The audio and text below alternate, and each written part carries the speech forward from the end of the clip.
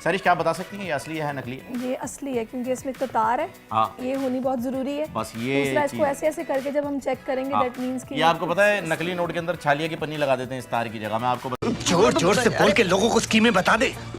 तो कैसे हो आप सब? आई होप अच्छे ही होगे। मैं भी अच्छी हूँ। ठीक है जी। हम सब ने फिर हेरा फेरी मूवी तो देखी है, हाँ। जिसमें चोर के घर में चोरी होती है। ऐसा ही हुआ है पाकिस्तान में। हाय। मतलब पाकिस्तान पूरी दुनिया के साथ फ्रॉड, जालसाजी, आतंकी, पता नहीं क्या क्या हरकतें करता है, और पाकिस्तान में ही फ्रॉड हो रहा है। उठा ले रे देवा, उठा ले रे। विश्वास नहीं हो रहा ना? मुझे भी नहीं हुआ था। तो चलो, और फ्रॉड भी किस चीज में हो रहा है? पाकिस्तानी नोटों में। मतलब पाकिस्तान के पास नोट भी है। नहीं, मैं नहीं मानता। जो फ्रॉड हो रहा है, और जिन्ना की जगह चुच्चू की मुरब्बा की पिक लगा दी क्या?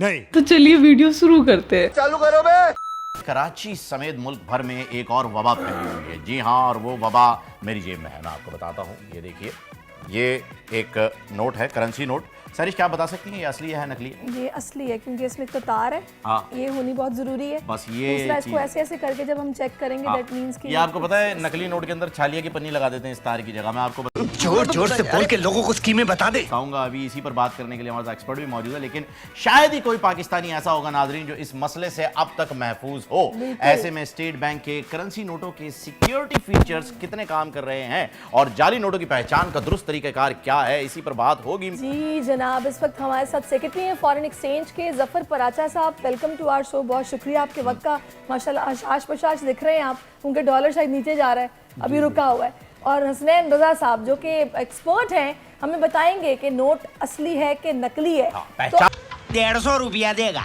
क्या और है? मजे की बात एक और है कि मतलब ये गाँव अल्लाह जाने कितनी एक्सपर्टीज सिर्फ यही दिखाती है और कहीं नहीं, कि नोट जो फॉरेन करेंसी है ना वो भी नकली आना शुरू हो गई है। जी, बिल्कुल। मतलब डॉलर्स, यूरोज और ये रियाल, ये भी नकली बनना शुरू हो गए हैं। अच्छा। तो ये आप लोग कितने नोट ऐसे आप लोगों को पता चल रहा है कि सर्कुलेशन में हैं, और ये बड़ा अजीब सिचुएशन है।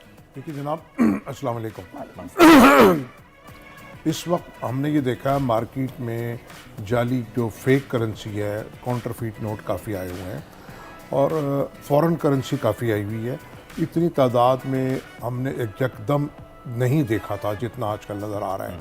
उसमें डॉलर्स भी आ रहे हैं, दिरहम भी आ रहे हैं, यूरो भी आ रहे हैं, और रियाल भी आ रहे हैं। तो ऐसा लगता है कि एकदम से कोई ग्रुप जो है वो एक्टिव हो गया, और उसकी वजह ये है कि जो पिछले दिनों करेंसी की शॉर्टेज हुई और एक्सचेंज कंपनीज ने जो बहुत ज़्यादा कानून सख्त किए, तो उसकी वजह से ये जो दीगर जो लोग हैं वो एक्टिव हो गए। और क्योंकि पिछले दिनों हमने ये देखा कि करेंसी की प्राइवेट ख़रीदो फरोख्त बहुत हो रही थी ग्रे मार्केट में, तो अब ये नहीं मालूम कि लोगों के पास जो लोगों ने इलीगल लोगों से सेल परचेज़ की है वो किस हद तक नोट ठीक है। बिल्कुल। तो हमारे पास कुछ लोग आ रहे हैं जो हमने उनको पकड़ा भी है, वो काउंटरफीट थे, लेकिन देखने में ये लगा कि वो लोग इसमें इन्वॉल्व नहीं है। उन्होंने किसी ग्रे मार्केट से थर्ड पार्टी है, तो ऐसे भी कई केसेस सामने आए।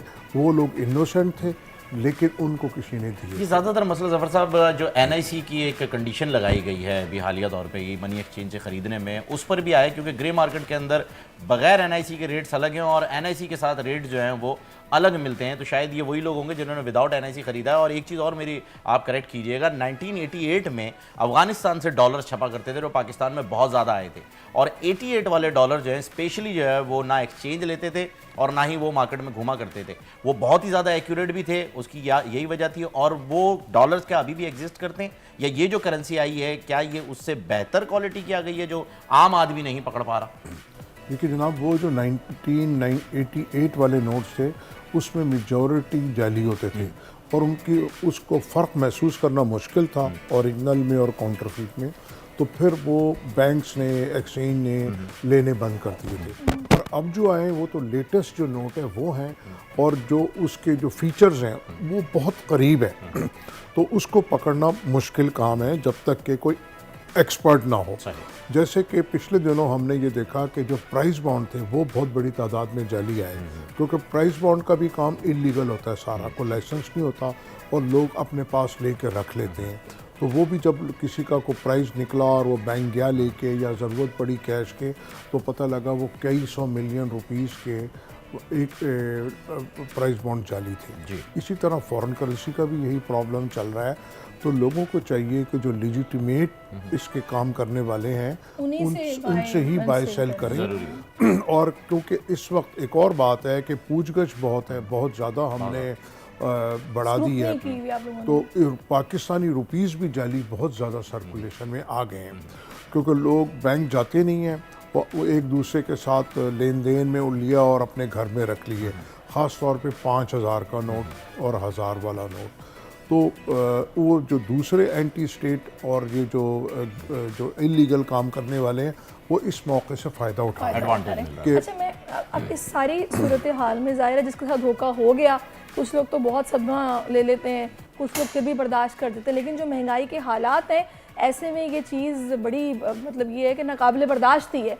अब मुझे ये बताएगा कि अगर मेरे पास गलती से या किसी ने मुझे दे दिया नकली नोट, तो मुझे कैसे पता चलेगा? अगर आपके पास करेंसी है तो आप मुझे दिखाइएगा जो कि फेक हो, और किस तरह मुझे पता चलेगा कि ये नकली है? फर्स्ट ऑफ ऑल आप ये देखेंगे जब आपके पास कोई नोट है, कीजिएगा प्लीज, करेंसी आपके पास है, तो सबसे पहले आप ये देखेंगे नोट, आप हाथ लगा पता चलेगा ये बटर पेपर है कि सीधा पेपर है।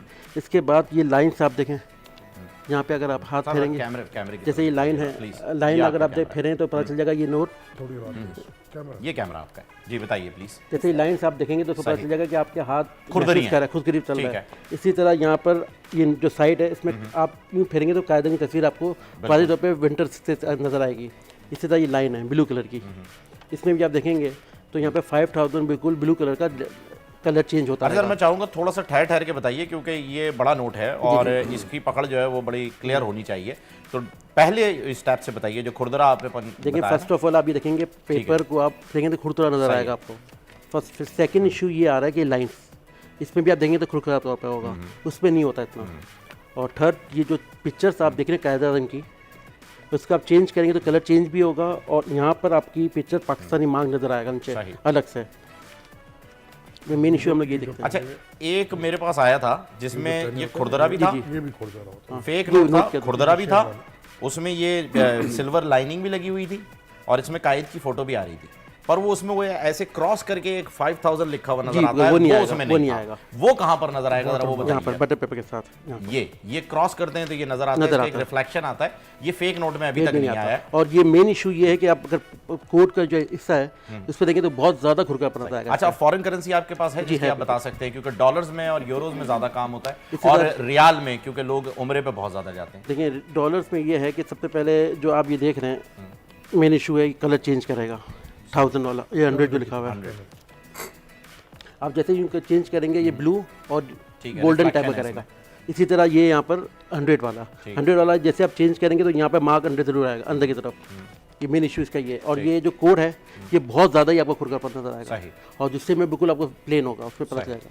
ठीक है, तो यूरो है आपके पास? यूरो नहीं होता, और रियाल है। रियाल की भी जो है वो आप मेन पॉइंट, रियाल का मेन इशू ये रियाल तो प्लास्टिक में आ रहे हैं, प्लास्टिक में आ रहे हैं। अब सबसे पहला मेन इशू इसका एक ही है, जो इसकी जो पट्टी आ रही है उसमें आपको 500 नज़र नहीं आएगा, उस पर इसमें नज़र आएगा। अच्छा, ये अगर हम ज़फ़र साहब इसकी बात करें, प्लास्टिक की बात करें जो कि पेपर को रिप्लेस किया जा रहा है, ये कमेटी ने भी जो है वो तजवीज़ दी है स्टेट बैंकों के, हमें रिप्लेस करना चाहिए, प्लास्टिक पे आना चाहिए।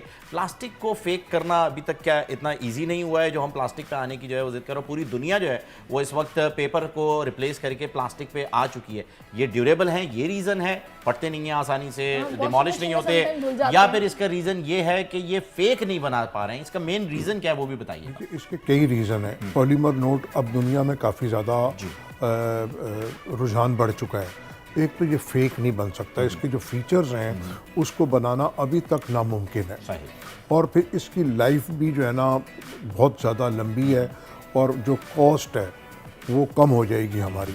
और हमको बहुत अरसा पहले चाहिए था कि हम पॉलीमर नोट पे चले जाते, क्योंकि हमारे यहाँ अपने दीगर मसाइल बहुत हैं, इलीगल मीन्स हैं हमारे यहाँ, जो कई इलाके हैं जो जिसको हम शटल्ड एरिया नहीं कहते, तो वहाँ पे ये इस तरह की प्रिंटिंग होना आसान है।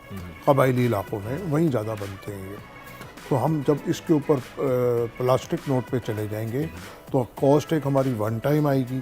इसकी जो लाइफ है हमारे यहाँ कागज़ की, ये ख़राब होते हैं, फिर हम लोग बैंक्स में जमा कराते हैं, क्लेम करते हैं, तो वो भी मसला ख़त्म हो जाएगा। और इसके साथ साथ जो जाली और असली का वो मसला भी ख़त्म हो जाएगा।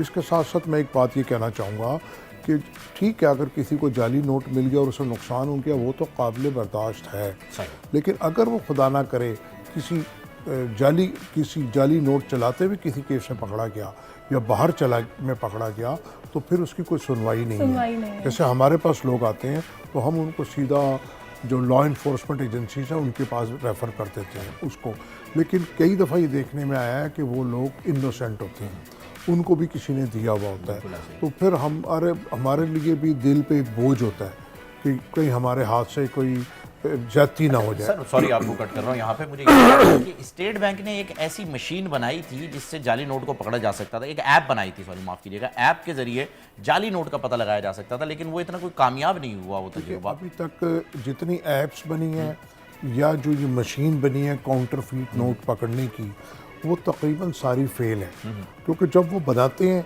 और जो जाली नोट बनाने वाले हैं वो उसमें उसके जो मज़ीद फीचर्स उसको अपडेट कर देते हैं, तो वो जो मशीन है वो ऑब्सलीट हो जाती है, फिर नहीं आती तो अभी ज़फ़र साहब आप लोगों के पास जो अभी मौजूदा जो तरीका कार है जाली नोट चेक करने का या पकड़ने का, वो मतलब मैनुअली अपने तौर पे ही है, कोई मशीन ऐसी नहीं है? जी, कोई मशीन ऐसी नहीं है जो 100% रिजल्ट दे सके, क्योंकि वो मैंने आपसे कहा ना, जो जाली नोट बनाने वाले हैं वो मज़ीद जितने हम उसके फीचर डालते हैं वो फीचर्स उसमें डाल देते हैं, तो अभी तक जो एक्सपर्टीज़ है उसी पे काम ज़्यादा चल रहा है। बल्कि ऐसे एक्सपर्ट भी हैं कि अगर आप उनकी आंख बंद करके उनको मुख्तलिफ करेंसी के नोट दें मुख्तलिफ ममालिक के, तो भी वो अलग अलग कर देते हैं। आपको बता देंगे कि ये एक्सपीरियंस। मुझे एक बात और बताइएगा कि मैंने एक चीज़ ये भी देखी है कि जब किसी को वो गड्डी मिलती है ना, तो कि स्टेपल हुई होती है बाकायदा बैंक से, तो लोग उसको चेक नहीं करते, काउंट भी नहीं करते, चेक भी नहीं करते। क्या ये चीज़ ठीक है कि हमें इतना बैंक पर रिलाई करना चाहिए कि हाँ बस ठीक है, बैंक से मिला है तो ना कोई नकली होगा और ना इसमें कोई फटा हुआ या कोई ऐसा नोट होगा, क्योंकि अक्सर लोग ऐसा करते हैं। आपके ख्याल में एहतियात ज़रूरी है यहाँ पे? ठीक है, कोई मसला नहीं। देखिए जनाब, बात यह है कि अब तो नोट को स्टेपल करना जो है ना एक जुर्म है, उसको कानूनी तौर पर उसके अंदर पंच करना लिखना वो मना है। अब वो ज़माना चला गया, अब तो जो बैंक आपको गड्डी देता है वो सिर्फ उसके ऊपर टेप होती है, लेकिन ये शिकायत आम है कि उसमें काउंटरफीट नोट भी होते हैं और उसमें उसकी जो तादाद है वो भी कम होती है। ये बड़ी कॉमन शिकायत है बैंक्स की तरफ से, लेकिन कहते हैं ना, भरोसा ना करना भी ठीक है और भरोसा करना उससे भी अच्छी बात है।